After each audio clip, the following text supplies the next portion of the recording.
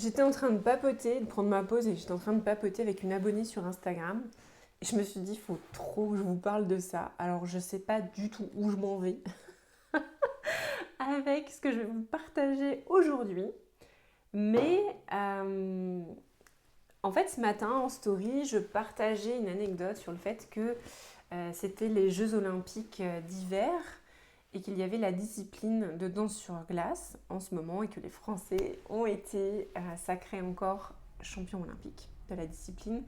Et je racontais que moi j'avais fait du patinage, de la danse sur glace en couple quand j'étais plus jeune. J'ai fait de la compétition et j'ai été vice-championne de la Coupe de France. Donc je n'ai pas été championne olympique, mais voilà, je m'entraînais énormément. À une époque de ma vie, je n'allais pas, je faisais l'école à la maison et je m'entraînais parfois entre 20 et 30 heures par semaine jusqu'à à enseigner un petit peu le patinage quand j'étais jeune adulte avant d'être psychologue. Bref, donc je partageais le fait que cette discipline, elle a l'air tellement facile, c'est tellement beau, notamment les Français ont un patinage tellement puissant et élégant qu'ils nous font rêver.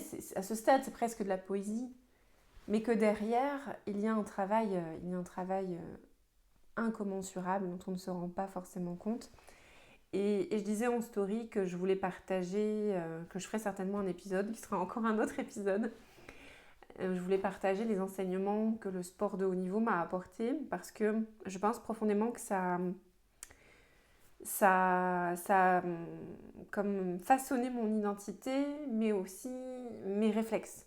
Je pense que je n'ai pas le même rapport à l'échec que la plupart des gens et que ça m'a beaucoup aidé dans la vie pour rebondir, que ce soit des épreuves personnelles ou professionnelles, et que ça m'a aidé à construire ma confiance en moi. Même si, peut-être que ce sera aussi pour un autre épisode, même si quand j'étais jeune adulte, je n'avais pas confiance en moi malgré toutes mes réussites, malgré tous les retours qu'on me faisait, etc. Ça me faisait vraiment souffrir dans certaines relations, notamment les relations amoureuses. Et je pense que tout le travail ensuite que j'ai fait sur mon estime, ma confiance, l'amour que je pouvais me porter, comprendre tous les mécanismes qui étaient en jeu, ce qui m'a sauvée, c'est ce fameux un rapport à l'échec. Le fait que je suis quelqu'un d'extrêmement déterminé, mais j'ai été façonnée par le sport, que quand tu essayes de faire un mouvement en danse sur glace ou un porté, tu te casses la gueule, pardon pour ma vulgarité, un nombre incalculable de fois avant de réussir à l'exécuter. Et donc si tu t'arrêtes à... J'ai déjà fait une commotion cérébrale sur un entraînement où j'ai fait une grosse chute sur un porté. Et voilà, ma professeure m'a dit tout de suite, tu retournes tout de suite sur les patins, tu vois double, c'est pas grave, refais-le parce que sinon tu le referas plus jamais, parce que tu vas être dirigé par la peur. Elle avait raison. Ça n'a pas fait que j'avais plus du tout peur après, hein, mais elle avait quand même raison sur ce point pour mon entraînement. Et, et du coup, j'ai comme développé une forme à la fois de détermination et de résilience qui m'aide énormément dans tout ce que j'entreprends aujourd'hui. Et finalement, je partageais tout ça ce matin en story, mais je pense que j'y reviendrai peut-être dans un autre épisode. Dites-moi si ça vous intéresse, venez me le dire. Je suis toujours contente de papoter avec vous sur Insta, donc si ça vous intéresse, eh bien n'hésitez pas à venir me le dire. Mais en tout cas, j'ai une de mes abonnées qui ce midi me disait, c'est fou, ça lui rappelait toutes ces fois où on a pu lui dire oui mais c'est facile pour toi, sans tenir compte des sacrifices ou des choix difficiles qu'elle avait pu faire pour arriver à un tel résultat. Et c'est tellement le cas dans la pratique sportive que j'ai eue, mais aussi dans le chemin de développement personnel que j'ai fait, que je continue de faire au quotidien. Et il y a quelques années, il y a une de mes clientes qui m'a dit « Ah oui, mais vous affirmez avoir la bonne réponse, pour vous c'est facile. Alors, vous êtes psychologue, vous êtes formé, etc. » En fait, pas du tout. Parce qu'il y a encore 15 ans de ça, je n'étais pas affirmée, je ne savais pas quoi répondre, je n'avais pas de répartie. En plus, c'est une fausse croyance qu'il faut avoir de la répartie pour être affirmée, pas du tout. Mais je comprends ce que cette cliente voulait dire parce que de prime abord, comme quand on regarde un spectacle ou une compétition de patinage, ça a l'air tellement facile, c'est fluide, c'est élégant. Mais ce qu'on ne sait pas, c'est tout le travail, les sacrifices et les choix qui ont dû être faits pour en arriver à ce niveau-là. Et je fais le lien, le pont avec ce qui nous intéresse aujourd'hui pour votre confiance en vous, votre estime de vous-même, votre amour de vous-même. C'est exactement la même chose. Exactement la même chose. Quand vous voyez une femme confiante, affirmée, une badass qui vous inspire, sachez qu'elle a dû faire mais tellement d'efforts, d'apprentissage, d'échecs, pour que vous puissiez voir la version de la femme qu'elle est aujourd'hui. Vous imaginez, je crois même pas. Vous imaginez même pas tout ce par quoi je suis passée en termes d'apprentissage sur moi-même, d'outils. Mais les outils, je les ai toujours eus, même jeune adulte, quand j'étais jeune diplômée psychologue. Je les avais, mais il me manquait des étapes, il me manquait des mises en action, il me manquait des micro-changements du quotidien que j'ai ensuite appris à faire. Et c'est pour ça que j'ai eu tellement à cœur de peaufiner ma méthode et de vous proposer l'accompagnement libre et confiante. Parce que dans tous les formats que j'ai vus, il manquait toujours cette petite étape. Et c'est pour ça que, bien évidemment, je crois en la thérapie. Rien ne remplacera jamais la thérapie, la vie d'un professionnel de santé, etc.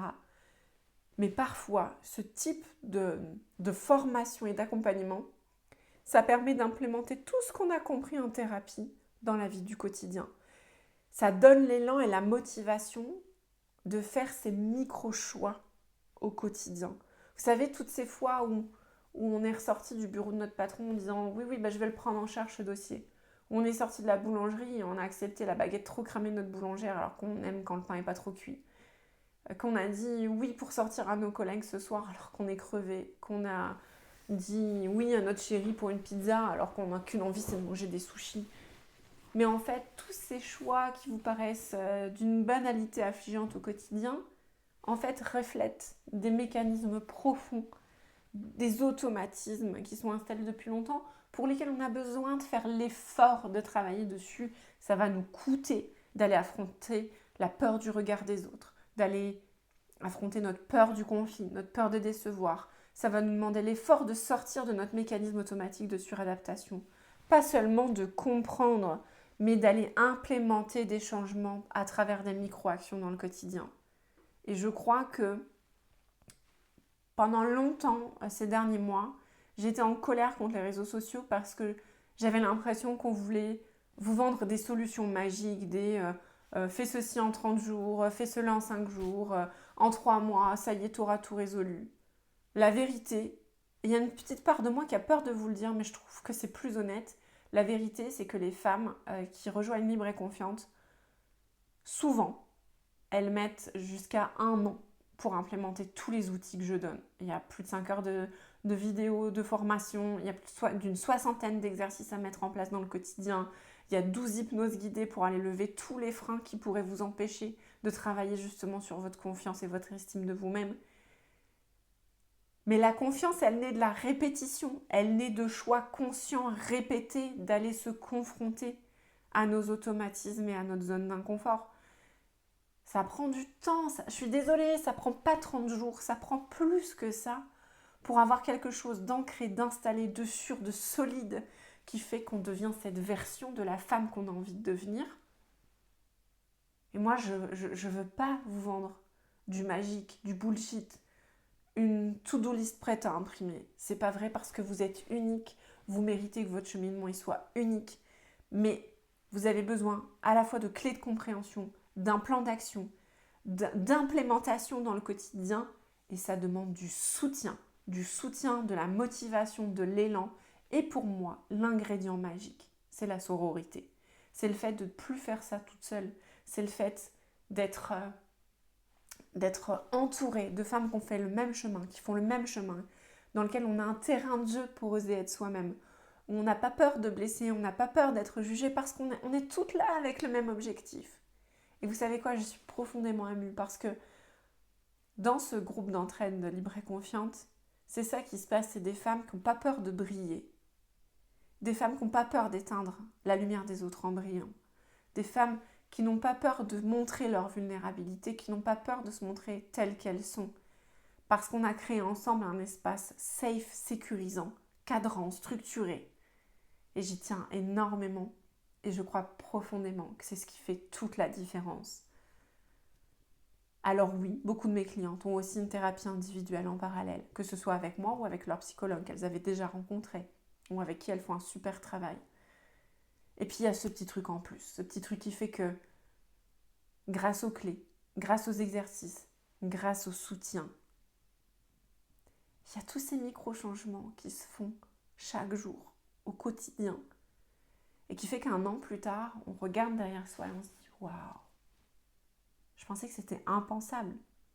Je pensais que c'était impossible pour moi, infaisable. » Comme l'une d'entre elles qui va à l'hôtel en vacances, qui a une chambre pourrie, et qui ose aller dire à la réception mais c'était pas ce qu'on avait réservé, qu'obtient gain de cause, qui se fait changer de chambre, que ce soit une erreur au restaurant d'une autre cliente et son plat est pas le bon, elle va le réclamer alors que pour elle avant c'était impossible, mais du coup il lui offre même un dessert pour s'excuser, que ce soit je pense à une autre des femmes du groupe qui a vécu des violences dans son parcours de PMA, qui ose dire les choses, qui ose dire ses limites et qui se sent plus respectée dans cette démarche.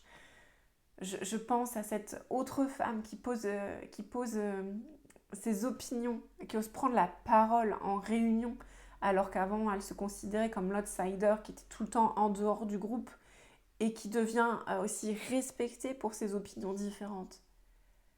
Oui, ça peut vous paraître des banalités infligeantes, pourtant, moi je suis extrêmement fière d'elles, je suis fière du chemin qu'elles ont fait, qu'elles font au quotidien, du courage que ça leur demande, des sacrifices, du coût que ça a de faire tous ces micro-choix conscients au quotidien, de faire les choses différemment. Et je suis mais putain de fière d'elles, de voir les femmes qu'elles sont en train de devenir, et que pour certaines elles sont devenues. Et j'ai tellement de gratitude pour ce chemin-là qu'on fait ensemble. Et c'est tout ce que je vous souhaite, que vous dansiez comme si personne ne vous regarde, que vous maquilliez ou vous portiez les vêtements que vous aimez sans avoir peur de vous faire juger, que vous ayez l'envie, l'audace de partager vos opinions comme si personne n'allait vous rejeter pour ça.